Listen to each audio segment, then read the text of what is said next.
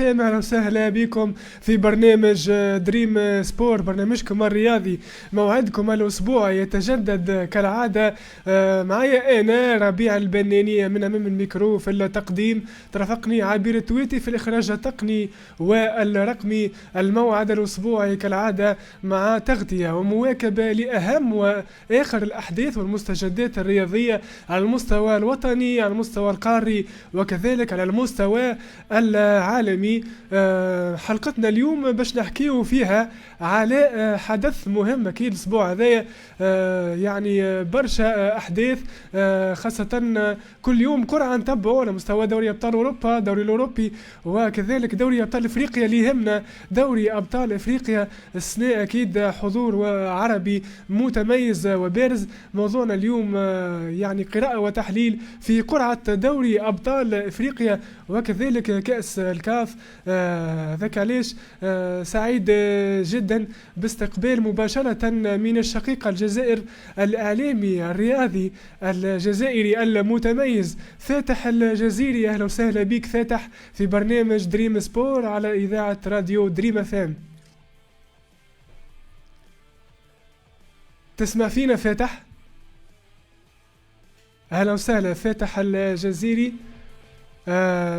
ننتظروا انه يرجع لنا فاتح الجزيري الاعلامي والصحفي الرياضي الجزائري مباشرة من الشقيقة الجزائر باش نحكيو معاه اكثر تفاصيل على القرعة اللي اجريت امس، قرعة دوري ابطال افريقيا للدور الربع النهائي. وكما قلت فرق عربية يعني بارزة السنة، يعني 8 فرق عربية بالتمام والكمال حاضرة في دوري أبطال أفريقيا.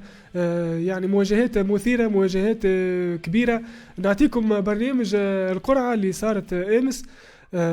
بيراميدز المصري مع الجيش الملكي المغربي، ماميلودي سان داونز الجنوب افريقي ضد الترجي الرياضي التونسي، مولودية الجزائر مع اورلاندو بايرتس الجنوب افريقي، ومواجهة قوية بين الاهلي المصري والهلال السوداني. سنتطرق اليها في قراءة وتحليل واكثر تفاصيل مع ضيفنا كما قلت الاعلامي والصحفي الرياضي الجزائري المتميز فاتح الجزيري. لو يسمع فينا فاتح، لك الكلمة صديقي فاتح الجزيري. أهلا وسهلا بيك. ماهوش يسمع فينا. سامعيك الأفاضل. تحية ليك، مرحبا بيك في برنامج دريم سبور الإعلامي فاتح الجزيري. شكرا لك ربيع، شكرا على الاستضافة. شكرا ليك، مرحبا بك مرة أخرى الإعلامي الرياضي المتألق فاتح الجزيري. منورين اليوم، شكرا على قبول الدعوة. العفو زميلي ربيع، شكرا لك على الاستضافة. شكرا ليك. كيف الأحوال، أجواء العمل والأحوال بصفة عامة في الشقيقة الجزائر؟ أكيد على أحسن ما يرام، والحمد لله حاليا. الحمد لله موفقين بإذن الله. أكيد شرف عظيم، فرصة طيبة للتعامل معك. سعيد جدا بالتعامل معك. وتحية بالمناسبة، تحية كبيرة إلى الشعب الجزائري الشقيق. شكرا لك زميلي ربيع، تحية لك أنت كذلك ولكل الشعب التونسي الشقيق، وشكرا مرة أخرى على هذه الاستضافة. شكرا، الله يخليك. متألق دوما إن شاء الله، الإعلامي الجزائري المتألق فاتح الجزيري. قلت سنتحدث اليوم على قرعة دوري أبطال إفريقيا، الدور الربع النهائي، القرعة التي أجريت يوم أمس في الدوحة.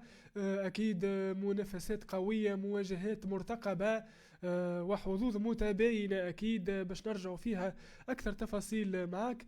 نعاود نذكر ببرنامج مقابلات الدور الربع النهائي.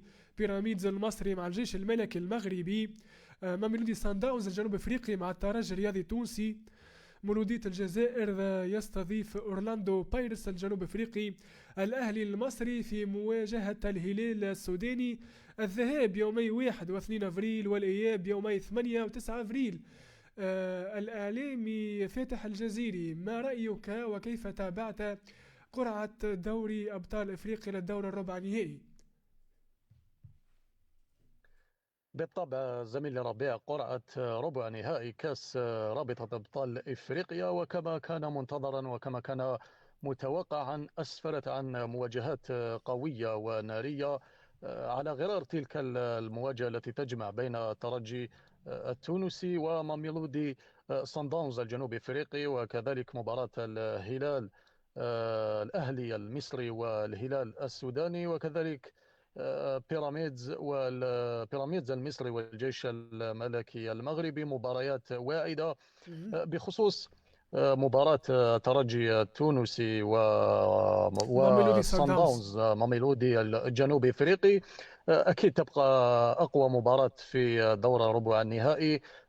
ترجي التونسي بامكانه يعني تجاوز عقبة ماميلودي سان داونز، خصوصا وانه ممثل الكرة التونسية عاد مؤخرا للواجهة، ويحتل حاليا ريادة ترتيب الدوري التونسي برصيد 45 نقطة، أها. برصيد بفارق 5 نقاط عن أقرب الملاحقين المنستير والنجم الساحلي، وكذا نعم، النادي الإفريقي وكذلك يعني وغيره. وكذلك النادي الإفريقي. مهم. كل هذه هي العوامل يعني على حسب رأيي الشخصي ترجح كفة ترجي لتجاوز ماميلودي صن داونز، ولما لا افتكاك تأشيرة العبور للمربع الذهبي. ومن بين النقاط الإيجابية كذلك التي تجعلني أرشح الترجي التونسي وعودته القوية مؤخرا هو استخدام لاعب متميز وعنصر فعال، وهو الدولي الجزائري يوسف بليلي، نعم، الذي بات يقدم في موسم جد مميز رفقة بالتأكيد. الترجي، بدليل يعني تسجيله ل13 هدفا هذا الموسم، وتقديم 7 تمريرات حاسمة رفقة النادي التونسي، 7 أهداف منها في رابطة أبطال إفريقيا، مهم. وكذلك 4 تمريرات حاسمة. كل هذه العوامل وهذا اللاعب المميز يعد من بين أسلحة الترجي التونسي في القاطرة الأمامية لهجوم الترجي. كل هذه هي العوامل مهم. من شأنها أن ترجح الكفة لصالح الترجي التونسي للعبور أمام ماميلودي صن داونز الجنوب إفريقي، ولما لا افتكاك تأشيرة العبور للمربع الذهبي. مهم. هناك مباراة أخرى كذلك، مباراة قوية تجمع بين ممثل الجزائر الوحيد في هذه المنافسة، مولودية الجزائر، نعم. أمام أورلاندو بيراتس الجنوب إفريقي، أها. كذلك هذا الفريق القوي والمحترم. نعم. اصطدمت به المولودية، أكيد فريق محترم بالنظر للمردود الذي ظهر به منذ انطلاق مهم. رابطة مهم. أبطال إفريقيا، بدليل تأهل على رأس المجموعة الثالثة في المرتبة الأولى برصيد 14 نقطة كاملة، وهو الفريق نعم. الوحيد نعم. الذي استطاع جمع هذا الكم من النقاط. مباراة المولودية وأورلاندو بيراتس ستكون صيدان بين فريقين، خصوصا يعني المولودية لا تنسى مهم. بأنه ممثل الجزائر صحيح. هو أول فريق مغاربي يحرز كأس رابطة أبطال إفريقيا، حتى هو يعني يملك شخصية، يملك تعداد مميز سواء خبرة في التشكيلة وتقاليد. الأساسية وكذا البدلاء. وكذلك نقطة مهمة زميلي ربيع، مهم. المدرب التونسي خالد بن يحيى نعم. منذ قدومه للمولودية يعني أضاف الكثير لهذا الفريق. نتائج إيجابية.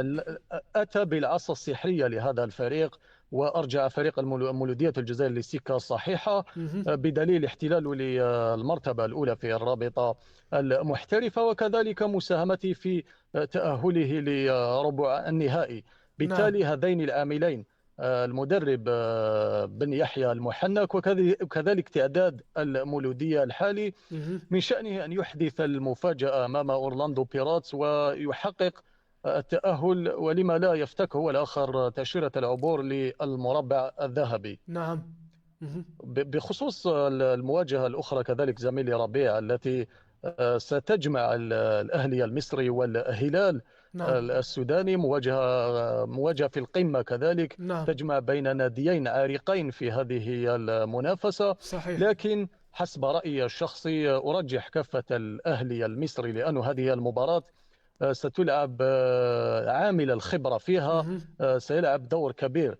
صحيح. الأهلي زعيم القارة السمراء، فريق حامل كبير، اللقب. الفريق الأكثر تتويجا في القارة الإفريقية. أرشح الأهلي للعبور للمربع الذهبي في هذه المباراة بالنظر للخبرة التي يتمتع بها هذا الفريق والباع الكبير الذي يتمتع به مهم. كذلك في القارة السمراء. صحيح. أما بخصوص المباراة الأخرى، مباراة الجيش الملكي المغربي وبيراميدز المصري، فهي مباراة مواجهة يعني متكافئة بين فريقين يسعيان للوصول لأبعد الأدوار في هذه المنافسة. هذه المباراة حسب رأيي الشخصي يعني 50-50 بين نعم. فريقين متكافئة. من نفس المستوى، كل شيء فيها يبقى وارد.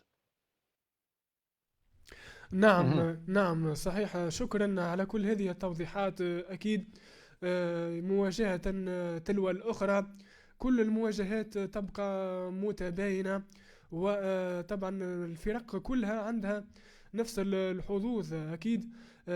لكن الشيء الملفت للانتباه والشيء الإيجابي أيضا الذي يهمنا كعرب وكشمال أفريقيا، حضور 6 فرق عربية من أصل 8. يعني هذه الدورة تألقت فعلا، فيها الفرق المصرية والتونسية والجزائرية والمغربية. بطبيعة الحال زميلي ربيع، وهو هذا هو الشيء المهم، حضور مهم. 6 فرق من شمال إفريقيا. ولما لا؟ هذا يعني بأنه لدينا فرصة ولدينا احتمال تتويج أحد هذه الفرق بكأس رابطة أبطال إفريقيا، وهذا ما نتمناه. لما لا تتويج أحد هذه الفرق بهذه البطولة وتشريفنا في مهم. كأس العالم للأندية بحول الله. إن شاء الله. نعم، هذا شيء إيجابي يسعدنا كثيرا. إن شاء الله نهائي عربي هذا العام، وكل التوفيق للفرق العربية المشاركة في كأس العالم للأندية المنتظرة، النسخة الاستثنائية الصيف القادم إن شاء الله. نعود إلى مواجهة الترجي وماميلودي سان داونز الجنوب أفريقي. ماميلودي بقيادة البرتغالي كاردوزو المدرب السابق للترجي الرياضي التونسي. هل يعني عامل تواجد كاردوزو مع سان داونز سيكون ورقة رابحة مع سان داونز ضد الترجي، أنه يعرف تكتيك الترجي ويعرف الأجواء الترجي أكيد جدا. نعم، بما أنه مدرب صن داونز كان في الترجي مهم. التونسي، أكيد يكون يعرف يعني عقلية الترجي، ويكون يعرف طريقة وتكتيك لعب الترجي التونسي. لكن الترجي حاليا يعني يشرف عليه مدرب آخر، أكيد سيستعيد هو الآخر لهذه المباراة، وسيحضر كل الأسلحة المناسبة للإطاحة بماميلودي صن داونز، خصوصا وأن هذا الفريق الجنوب إفريقي ليس هو الفريق الذي عاهدناه في السنوات الماضية. نعم. بالتالي الترجي بإمكانه الإطاحة بهذا الفريق، وحتى الترجي يعني لديه باع كبير في إفريقيا، توج عدة مرات بهذه البطولة، مهم. خصوصا مع استقدام، مثل ما أشرت إليه من قبل، مع استقدام الدولي الجزائري يوسف بلايلي. الترجي أصبح يعني أكثر قوة بالنظر لما يقدمه يوسف في القاطرة الأمامية للترجي. نعم. يعني الترجي الفريق التونسي بإمكانه الإطاحة بماميلودي صن داونز والعبور للمربع الذهبي بحول الله. وهو كذلك. نعم. الإعلامي فاتح الجزيري. الترجي يملك كل المقومات، يعيش فترة انتعاشة خاصة بقيادة نجمه الأول يوسف البليلي.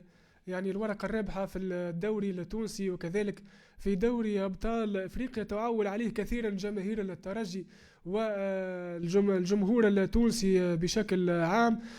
ترجي في نسق تصاعدي بالإضافة للبليلي ومكوانا والشبان، دور الشبان مثل أشرف الجابري وأسماء أخرى. يعني تشكيلة مكتملة وجاهز تمام الجاهزية ترجي لمواجهة سان داونز اللي تفوق عليه معنويا في آخر مواجهة كانوا لعبوا في الدور النصف النهائي. يعني الموسم الماضي فاز الترجي ذهابا وإيابا، في حين هي مواجهة الثار ورد الاعتبار لسان داونز هذا العام بقيادة كاردوزو. يعني المدرب السابق للترجي الذي يمكن أن يكون ورقة رابحة، معرفته وخفاياه وكواليسه التي عاشها مع الترجي.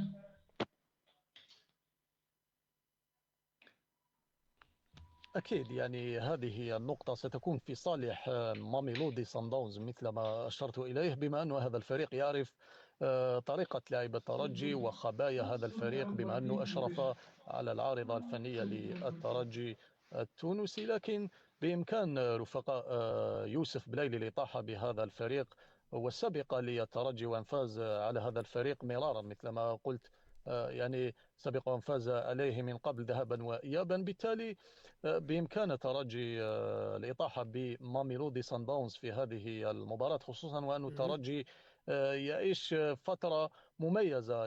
هذا الموسم الترجي ظهر بوجه آخر، بدليل مثل ما أشرت إليه من قبل، بدليل اعتلائه للمرتبة الأولى لريادة ترتيب البطولة التونسية برصيد 45 نقطة، وبفارق 5 نقاط كاملة عن أقرب الملاحقين.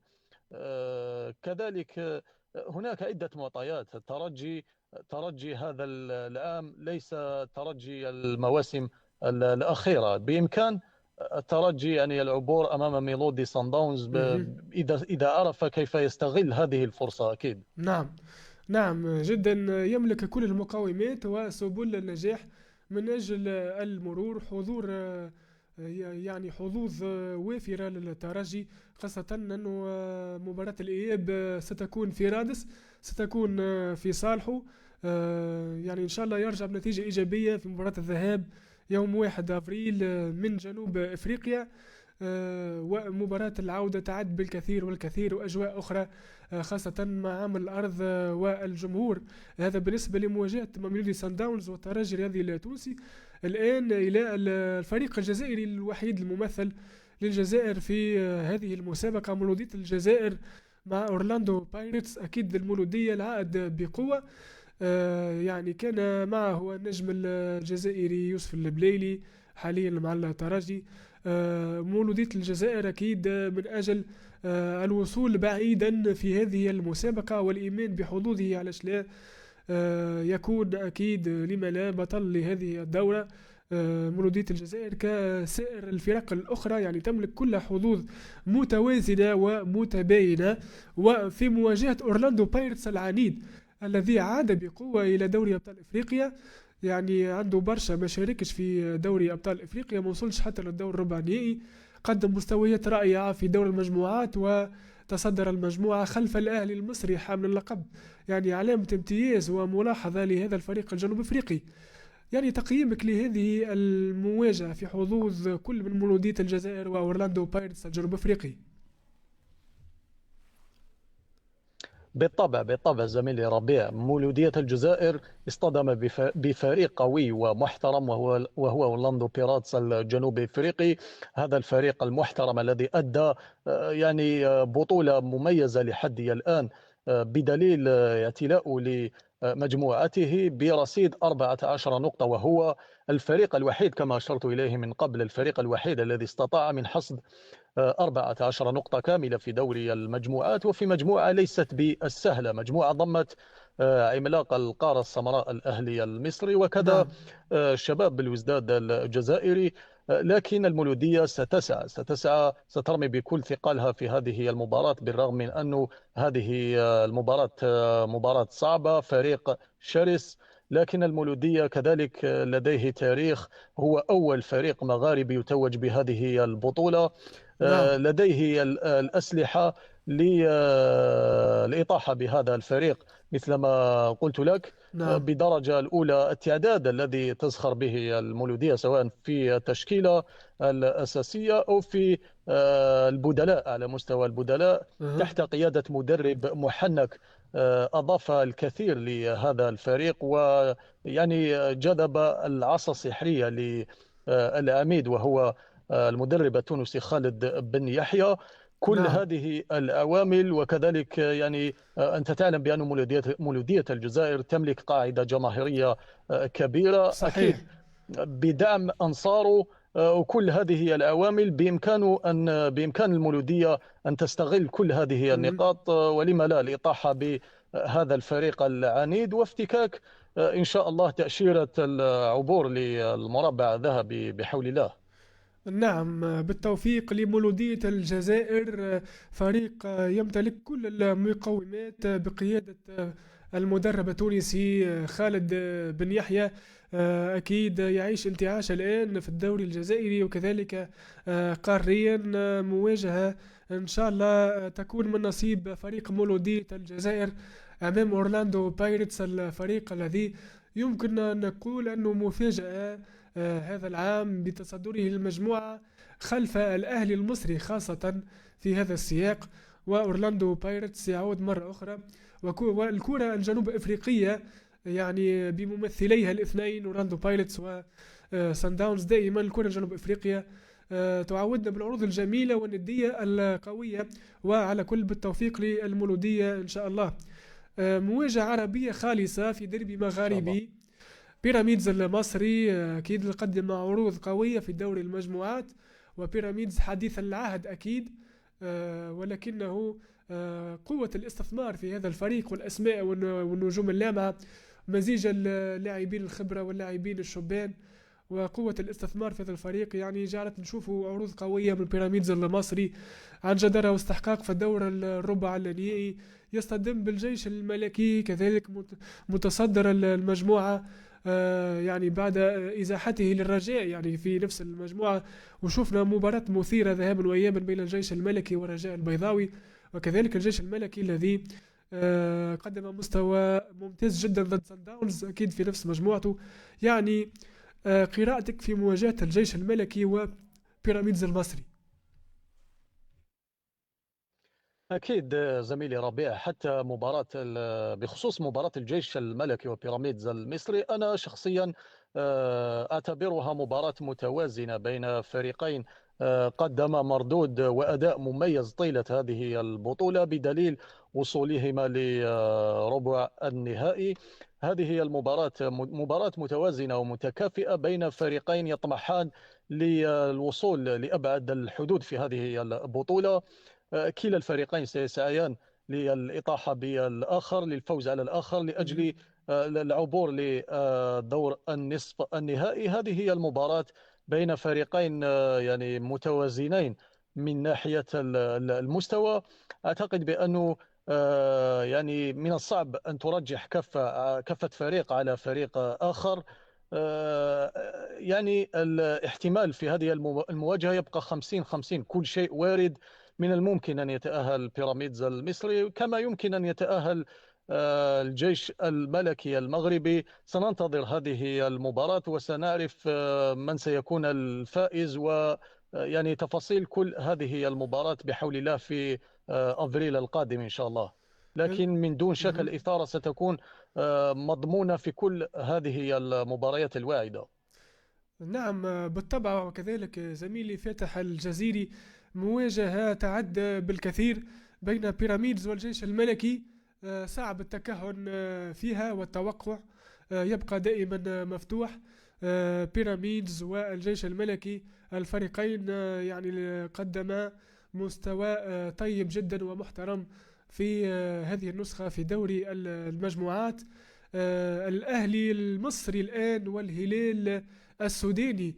الأهلي المصري كالعادة لا يغيب على دور الربع النهائي، وتاريخه وكونه أيضا حامل للقب للنسخة الماضية في صدام مباشر مع الهلال السوداني. الهلال الذي يعيش صعوبات عديدة، خاصة منها الوضع الأمني في السودان وانضمامه إلى الدوري الموريتاني. الهلال السوداني رغم الظروف الأمنية والظروف الصعبة، الهلال تصدر مجموعته وقدم مستوى محترم جدا. هل ممكن الهلال يترجم ذلك أمام الأهلي المصري، أم أن خبرة الأهلي وأرقامه يعني ستوقف السلسلة الإيجابية للهلال السوداني؟ بالطبع هذه المباراة مباراة في القمة، كذلك مباراة يعني مباراة واعدة. لكن حسب رأيي الشخصي، بالرغم من أن الهلال السوداني يعني قدم مردود مميز وظهر بوجه جد إيجابي في هذه البطولة منذ بدايتها، بدليل مثل ما أشرت إليه تأهل لهذا الدور على رأس وعلى ريادة مجموعته. أها. لكن حسب رأيي الشخصي الكفة تميل للأهلي المصري بالنظر لعامل الخبرة. عامل الخبرة والتجربة سيلعب دور كبير في هذه المباراة حسب رأيي الشخصي، لأنه الأهلي المصري فريق غني عن التعريف، يملك باع كبير على مستوى القارة السمراء، الفريق الأكثر تتويجا في إفريقيا. بالتالي أرجح كفة الأهلي المصري في هذه المباراة للعبور على حساب الهلال، فريق الهلال السوداني الشقيق. أها. أرجح كافة الأهلي المصري للعبور للمربع الذهبي وافتكاك تأشيرة التأهل في هذه المباراة، بالرغم من أنه كرة القدم لا تعرف يعني بالرغم من أن مباراة أها. أها. بالرغم أقول من أنه كرة القدم نعم. تعرف عودتنا على الكثير من المفاجآت. نعم. لكن على الورق أرشح الأهلي المصري، لكن يبقى كل شيء وارد بحول الله. نعم، كل شيء مفتوح، و طبعا لا تخضع كرة القدم للأحكام المسبقة، وحقيقة الميدان هي حقيقة أخرى. نحن بقراءتنا وتحاليلنا هذه طبعا نحن يعني اعتمدنا على الأرقام وتاريخ كل فريق والإحصائيات، أكيد مهم. جدا، وحسب متابعة الجماهير ومتابعتنا وفرجتنا في كل المقابلات. يعني حسب هذه الأرقام، هل في رأيك فاتح الجزيري هذه النسخة تعد من أفضل النسخ في السنوات الأخيرة من حيث الندية، من حيث المستوى؟ هل هناك ارتفاع وتحسن في المستوى في هذه النسخة، خاصة على مستوى الفرق العربية التي تشهد انتفاضة وطفرة كبيرة جدا إيجابية هذا الموسم، لما نشوف 6 فرق عربية من أصل 8؟ بالطبع زميلي ربيع، فعلا، وهذا راجع للتطور الذي باتت تعرفه الكرة الإفريقية مؤخرا، خصوصا في شمال إفريقيا، بدليل تواجد العديد من الفرق من شمال إفريقيا في أدوار متقدمة، سواء في كأس رابطة أبطال إفريقيا وحتى في كأس الاتحاد الإفريقي. وهذا راجع لارتفاع المستوى وارتفاع وتكافؤ المنافسة بين كل هذه الفرق الإفريقية، وهذا سيعود بالإيجاب على المتابع للشأن الكروي في إفريقيا. ارتفاع نعم. المستوى سيكون في صالح المتابع أكيد. هذا سيجعلنا نشاهد مباريات في القمة، مباريات في المستوى، ولما لا إن شاء الله تتويج أحد هذه الفرق من شمال إفريقيا بكأس رابطة أبطال إفريقيا، وكذا كأس الاتحاد الإفريقي. نعم إن شاء الله. وهو كذلك لما نتحدث في هذا السياق عن الحظوظ الوافرة للفرق العربية وارتفاع وتحسن المستوى الفني والتكتيكي لهذه الفرق العربية والفرق الأخرى الإفريقية كذلك، لما نتأكد أكثر، لما نرى برنامج نصف النهائي، أنه هناك احتمالات يعني تقريبا 99% أن يكون مربع ذهبي عربي بإذن الله شمال إفريقي. يعني نذكر أن مولودية الجزائر أورلاندو بايرتس الجنوب أفريقي الفائز منهم في مواجهة الفائز من بيراميدز والجيش الملكي، هنا حظوظ وافرة جدا لفرق شمال أفريقيا. ومن الناحية الأخرى ميلودي سان داونز الجنوب أفريقي الترجي الفائز منهما يلاقي الفائز من الأهلي والهلال، يعني أكبر دليل على أنه هنالك حظوظ وافرة للفرق العربية بإذن الله. إن شاء الله زميلي ربيع، ولما لا تتويج أحد هذه الفرق العربية بهذه البطولة، بحكم وجود 6 فرق في الربع النهائي. هذا سيعطي الأفضلية لها، هذا يمنحها يعني فرصة ربما للتتويج بهذا اللقب مرة أخرى. إن شاء الله، لما لا، هذا ما نتمناه. تتويج إحدى هذه الفرق بهذه البطولة سيكون أمر مميز لكرة شمال إفريقيا وللأندية العربية إن شاء الله. نعم بإذن الله، كل التوفيق لكل الفرق العربية في دوري أبطال أفريقيا، وبالتوفيق للفرق المشاركة في كأس العالم للأندية الصيف القادم. كان هذا بالنسبة لقرعة ربع نهائي دوري أبطال أفريقيا. نمر إلى كأس الاتحاد الأفريقي والحديث على القرعة التي أجريت يوم أمس كذلك في الدوحة. فرق عربية زاد موجودة برشا، حظوظ وافرة كذلك. نذكر بالبرنامج نهضة بركان المغربي، أسيك ميموزا الإيفواري، شباب قسنطينة الجزائري، اتحاد الجزائر. مواجهة جزائرية خالصة بنكهة إفريقية. الزمالك المصري مع ستيلين بوتش البوتسواني، وسيمبا التنزاني يلاقي النادي المصري البورسعيدي. قراءتك ورأيك كابتن فاتح الجزيري في قرعة ربع نهائي كأس الاتحاد الإفريقي؟ حتى مباريات كأس الاتحاد الإفريقي، حتى قرعة هذه البطولة أسفرت عن مباريات مميزة، مباريات واعدة، على غرار تلك التي تجمع بين نادي الرياضي القسنطيني وكذلك اتحاد العاصمة. مباراة بين فريقين من نفس البلد. هذا سيقلل، هذا سيعود بالإيجاب على هذين الفريقين، لأنهما سيتفاديان سفرية طويلة ربما إلى أدغال إفريقيا. نعم. هذا العامل سيكون إيجابي لهذين الفريقين. والشيء الإيجابي في هذه المواجهة هو ضمان بنسبة 100% تواجد فريق جزائري في المربع الذهبي. طبعا، وهو كذلك مواجهة جزائرية 100%. يعني تنبأ بالندية والفرجة أكيد كثيرا. زوز فرق كذلك يقدمان مستوى متميز في الدوري الجزائري، وكذلك على مستوى كأس الكاف. في دور المجموعات كانت مسيرة طيبة لكل فريق منهما. مواجهة نهضة بركان المغربي وأسيك ميموزا الإيفواري. نهضة بركان دائما نراه إما وصيف بطل الكاف أو نصف نهائي، يعني دائما يلعب الأدوار المتقدمة في كأس الكاف بقيادة المدرب التونسي المتميز معين الشعباني. ما رأيك في هذه المواجهة؟ أكيد مباراة واعدة، كذلك مباراة مميزة. نهضة بركان أصبح يملك تقاليد في هذه البطولة، بطولة كأس الاتحاد الإفريقي.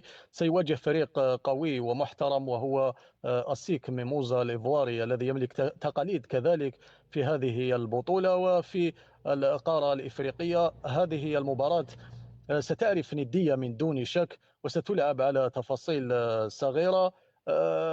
يعني أن ترشح تأهل فريق ما للدوري القادم، لا يمكن أن تتكهن من هو الفريق الذي سيتأهل من هذه المباراة للمربع الذهبي. أكيد مباراة ستلعب على تفاصيل صغيرة وجزئيات صغيرة، ومن يستغل نقاط قوته وكذلك نقاط ضعف الخصم سيحسم التأهل للمربع الذهبي في هذه المواجهة. نعم، وهو كذلك مواجهة أخرى كذلك، النادي المصري البورسعيدي ضد سيمبا التنزاني. ما هو رأيك في هذه المقابلة؟ كذلك نعم زميلي ربيع، كذلك هذه المباراة مباراة قوية وواعدة. بيراميدز المصري أصبح، أقول المصري، النادي المصري أصبح يعني يقدم في مستويات مميزة. كل الفرق المصرية مؤخرا أصبحت يعني تقدم في مستويات مميزة في البطولات الإفريقية. أعتقد بأن النادي المصري يملك كل الميكانيزمات الفوز في هذه المباراة، ولما لا افتكاك العبور للدور القادم إن شاء الله. نعم بالطبع، وهو كذلك بالتوفيق للنادي المصري ضد سيمبا التنزاني العنيد، الذي يبقى من أحد أعمدة الفرق الإفريقية. طبعا سيمبا الذي عودنا أنه يلعب في دوري أبطال أفريقيا أكثر منه كأس الكاف، لكن هذه النسخة تصدر مجموعته عن جدارة واستحقاق، ويعني تأهل على رأس المجموعة لملاقاة النادي المصري، الذي نتمنى له كل التوفيق في هذه المواجهة. وفريق مصري آخر ممكن هي المواجهة الأسهل ليه، فريق الزمالك المصري ضد فريق ستيلين بوتش، الفريق اللي المغمور ليس له تاريخ في قارة أفريقيا طبعا. صحيح، فريق ستيلينبوتش الجنوبي افريقي لا يملك تقاليد في المنافسات الافريقيه، لا يملك خبره في الساحه الافريقيه، يعني صنع المفاجاه في كاس الاتحاد الافريقي ووصل للربع النهائي، على عكس الفريق المصري الزمالك الذي يملك تقاليد وباع كبير في الساحه الافريقيه. توج بالعديد من الألقاب سواء في كأس الكاف وكذلك كأس رابطة أبطال إفريقيا. كل يعني كل الترشيحات تصب في صالح الزمالك المصري في هذه المباراة، وأرشحه أنا كذلك بدوري لتجاوز عقبة نادي عقبة الفريق الجنوبي إفريقي ستيلينبوتش، ولما لا افتكاك هو الآخر ورقة العبور للنصف النهائي.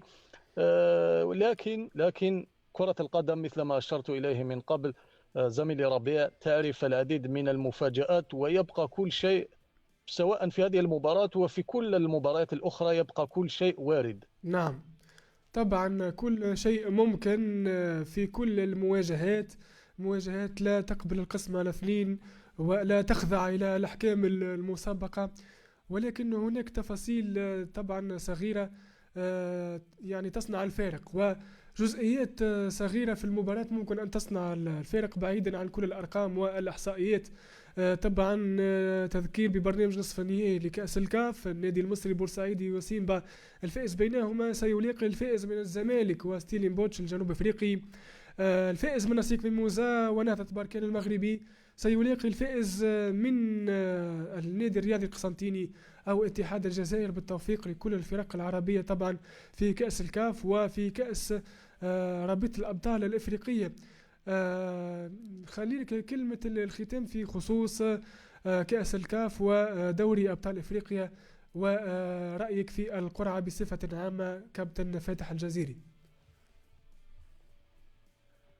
حوصل زميلي ربيع للدور ربع النهائي في رابطة أبطال إفريقيا وكذا في كأس الكاف. هذا الدور مثلما كان منتظرا أسفر عن مواجهات قوية وندية بين فرق محترمة. أكيد الإثارة ستكون مضمونة في ربع النهائي.